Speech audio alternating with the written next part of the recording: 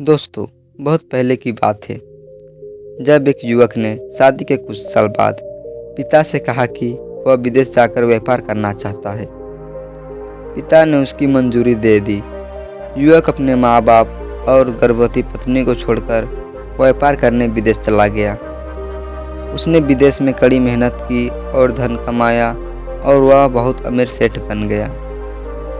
लगभग 15 वर्ष धन कमाने में बीत गए तो उसे वापस घर लौटने की इच्छा हुई। पत्नी को पत्र लिखकर उसने आने की सूचना दी और जहाज में बैठ गया। वह सेठ कुछ दिनों बाद अपने नगर पहुंचा।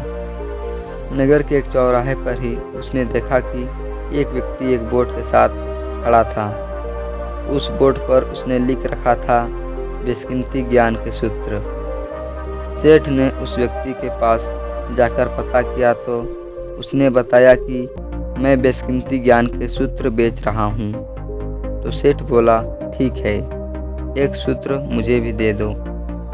वह आदमी बोला, मेरे हर ज्ञान सूत्र की कीमत 100 स्वर्ण मुद्राएं हैं। सेठ को यह सौदा महंगा तो लगा, लेकिन उसने एक ज्ञान का सूत्र खरीद लिया।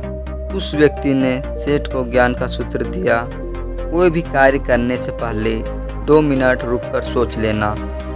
सेठ ने वह सूत्र अपनी डायरी में लिख लिया। सेठ को अपने घर पहुंचते पहुंचते रात हो गई। सेठ ने सोचा, इतने सालों बाद लौटा हूं तो क्यों ना सीधे पत्नी के पास पहुंचकर उसे सरप्राइज दूं। घर के चौकीदारों को इशारों से अंदर कुछ भी कहने से मना कर दिया और सीधे पत्नी के कमरे में गया। वहां का नज़ारा देखकर वह चौंक गया। उसने देखा कि उसकी पत्नी के साथ एक युवक सोया हुआ था। यह देखकर सेठ गुस्से से आग बबूला हो गया। वह सोचने लगा कि मैं परदेश में उसकी चिंता करता रहा और यह यहाँ अन्य पुरुषों के साथ सो रही है। आज मैं इन दोनों को जिंदा नहीं छोड़ूंगा। वह गुस्से से अपनी तलवार निकालकर दोनों पर वार करने ही जा रहा था। इतने में उसे 100 स्वर्ण मुद्राओं के बदले जो ज्ञान सूत्र खरीदा था उसकी याद आ गई कि कुछ भी कार्य करने से पहले 2 मिनट सोच ले। वह 2 मिनट सोचने के लिए रुका। उसने तलवार वापस पीछे हटाई, लेकिन वह किसी बर्तन से टकरा गई। बर्तन के गिरने की आवाज़ से पत्नी की नींद खुल गई। आँख खोलते ही उसने अपने सामने अपने पति को देखा तो वह बहुत खुश हो गई और बोली, आपके बिना जीवन सुना सुना था। इंतजार में इतने वर्ष कैसे निकले यह मैं ही जानती हूँ।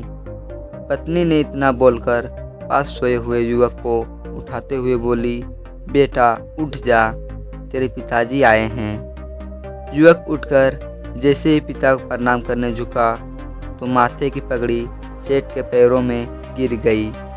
उसके लंबे लंबे बाल बिखर गए।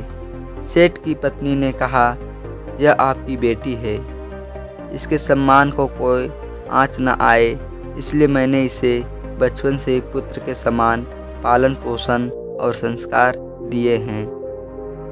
यह सुनकर सेठ की आंखों से आंसू की धारा बह निकली। उसने पत्नी और बेटी को गले लगा लिया और सोचने लगा, यदि आज मैंने उस ज्ञान सूत्र पर अमल नहीं किया होता तो आवेश में आकर कितना अनर्थ हो जाता। मेरे हाथों से मेरा ही निर्दोष परिवार खत्म हो जाता।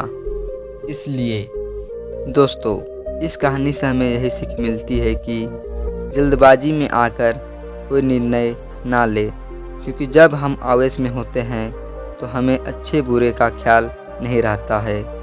इसलिए गुस्सा होने की स्थिति में कोई भी निर्णय ना ले। कुछ देर रुके और दिमाग ठंडा होने दे और फिर सोचे कि क्या सही है और क्या गलत। जय हिंद, वंदे मातरम।